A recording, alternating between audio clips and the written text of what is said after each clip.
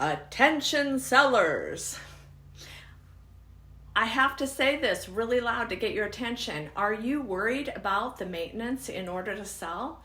Listen, I started selling real estate in 1995. The majority of my business has been resale or existing construction versus new construction. Everyone has home maintenance that needs to be done in order to sell.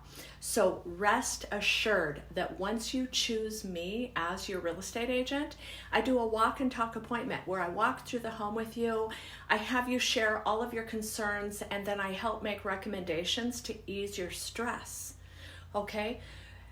It's my job to be able to convey to you what the current trends and expectations are from consumers to sell your home. And the best part is you get a choice. You can either do the work yourself or you can have it done for you. We have licensed and bonded people that we can refer you to.